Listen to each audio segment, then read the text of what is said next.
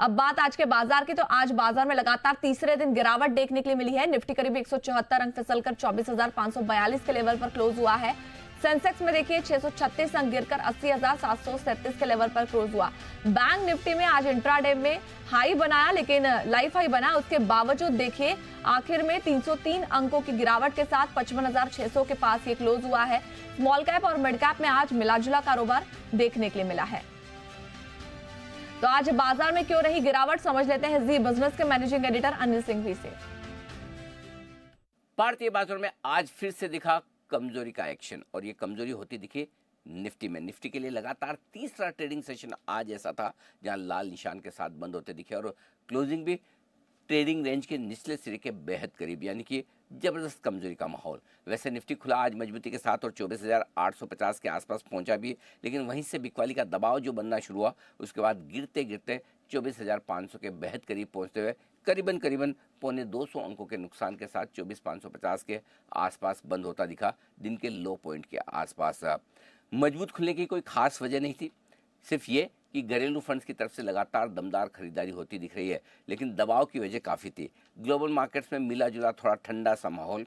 इसके अलावा एफआईज की तरफ से इस सीरीज़ के दोनों दिन शुक्रवार और सोमवार वहाँ पर बिकवाली आती दिखी, और वो थोड़ा सा मूड ख़राब करने वाली थी। रिजल्ट सीजन चूँकि ख़त्म हो चुका है, ज़्यादा कोई ख़ास ट्रिगर्स है नहीं, ऐसे में बजाय लोकल फंड्स की ज़्यादा खरीदारी के ट्रेडर्स ने एफआईज की बिकवाली पर फोकस करना ज़्यादा ठीक समझा, और यही वजह थी कि गैप से खुलने के बाद निफ्टी में लगातार बिकवाली आती दिखी। लेकिन गैप से खुले क्यों, उसका जवाब निफ्टी में नहीं, निफ्टी के बाहर है, और वो था बैंक निफ्टी में।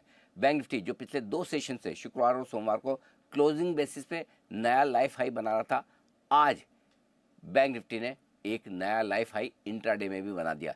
56,098 का जो लाइफ हाई बना हुआ था अप्रैल के आखिरी हफ्ते में, आज बैंक निफ्टी ने उसे पार किया।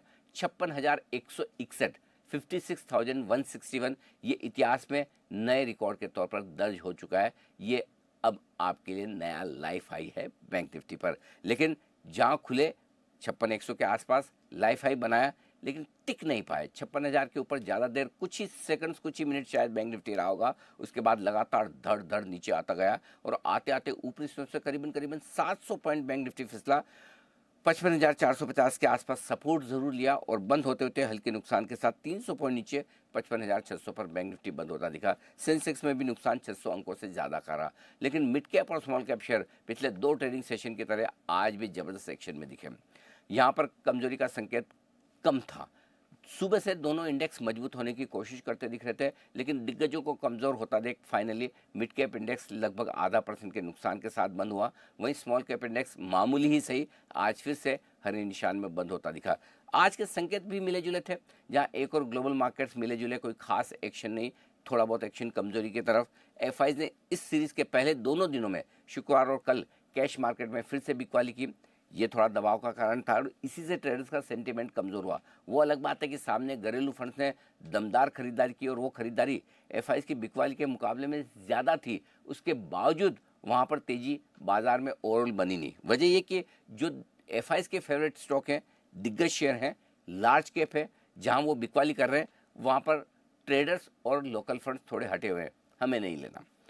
जहाँ पर एफआईज का रुझान कम है खरीदने या बेचने का, जो कि मिड कैप और स्पेशली स्मॉल कैप स्टॉक्स, जहाँ पर वो ज़्यादा रखते ही नहीं शेयर, तो ऐसे में वहाँ पर ज़्यादा खरीदारी होती दिख रही है। और यही वजह है कि जहाँ दिग्गज इंडेक्स कमज़ोर होते दिख रहे हैं, मिड कैप और स्मॉल कैप शेयरों में अभी भी खरीदारी का रुझान है। आज जो क्लोजिंग मिली, ट्रेडिंग रेंज जो है बाजार की 24,500 के आसपास जो सपोर्ट है, उसके बेहद करीब जाकर बंद हुए हैं पिछले 2 हफ्तों के सबसे लोएस्ट लेवल पर।